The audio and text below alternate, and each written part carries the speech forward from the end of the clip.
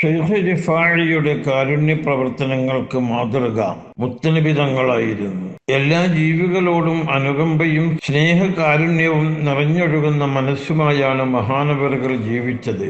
രോഗികളെയും അശരണരെയും അവിടുന്ന് പരിഗണിച്ചിരുന്നു. ചെറിയ കുട്ടികളോട് അതിരറ്റ അനുകമ്പയായിരുന്നു. ഷെയ്ഖിന്റെ ഇൽമിന്റെയും ദിക്റിന്റെയും സദസ്സിൽ ഒരു അനാഥ ബാലൻ സ്ഥിരമായി പങ്കെടുത്തിരുന്നു. ആ കുട്ടി ആവശ്യപ്പെടുന്നതൊക്കെ ഷെയ്ഖ് നൽകുമായിരുന്നു. ഒരു ദിവസം താനും മുരീദന്മാരും കൂടി ഇരിക്കുന്ന മജ്ലിസിൽ ഷെയ്ഖിനെ അറിയുന്ന ഒരു ബാലൻ കടന്നു വന്നു. എനിക്ക് കളിപ്പാട്ടം വേണമെന്ന് ആവശ്യപ്പെട്ടു. റൊട്ടിയും കാരക്കയും തരാം, അതാണ് ഇവിടെ ഉള്ളത്. മോനെ, നിനക്ക് ആവശ്യമുള്ളത് എടുത്ത് കഴിച്ചോളൂ. അത് കേട്ട കുട്ടി കരച്ചിലായി. ഉടനെ തന്റെ ശിഷ്യന്മാരെ അയച്ചു കളിപ്പാട്ടം കൊണ്ടുവരുത്തി ഷെയ്ഖ് ആ കുട്ടിക്ക് കളിക്കാൻ കൊടുത്തു. അവനാകട്ടെ കളി കഴിഞ്ഞ് ഷെയ്ഖ് നിർദ്ദേശിച്ച സ്ഥലത്ത് കൊണ്ടുവന്ന് ഭദ്രമായി വെക്കുകയും ചെയ്യുമായിരുന്നു. മറ്റുള്ളവരെ സന്തോഷിപ്പിക്കുകയും ആഹ്ലാദിപ്പിക്കുകയും ചെയ്യുക, അവരുടെ സന്തോഷത്തിൽ ആനന്ദം കണ്ടെത്തുക, ഇതായിരുന്നു അവിടുത്തെ രീതി.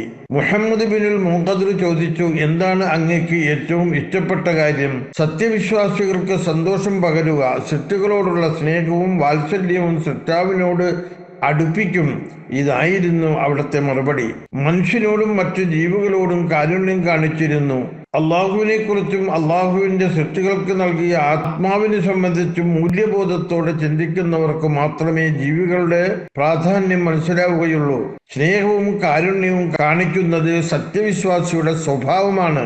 ഇറാഖിലെ ഉമ്മു അബീദ ഗ്രാമത്തിൽ വ്യാപകമായി പ്ലേഗ് രോഗം ബാധിച്ച് അതിലൊരു നായയും ഉണ്ടായിരുന്നു. കഠിനമായ രോഗം കാരണം അതിന്റെ ശരീരത്തിൽ നിന്നും തൊലി ഉതിർന്നു പൊട്ടി ഒലിച്ചു കാഴ്ചശക്തി നഷ്ടപ്പെടുകയും ചെയ്തിരുന്നു. ശക്തമായ ദുർഗന്ധം കാരണം ആരും അതിനെ അടുപ്പിച്ചിരുന്നില്ല.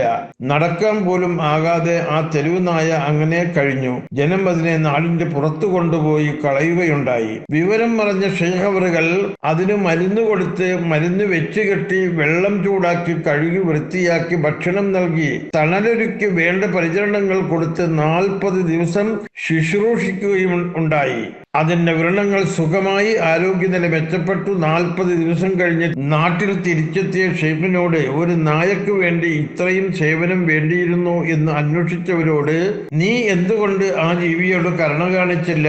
നിനക്കും രോഗം ബാധിക്കും എന്നുള്ള ചിന്ത നിനക്ക് വന്നില്ല എന്ന അള്ളാഹു എന്നോട് ചോദ്യം ചെയ്താൽ ഞാൻ അള്ളാഹുവിനെ ഭയപ്പെടുന്ന കാരണത്താലാണ് ഇതിനൊരുങ്ങിയത് എന്നായിരുന്നു മറുപടി. ഖിലാദത്ത് നൂറുൽ അബ്സാർ.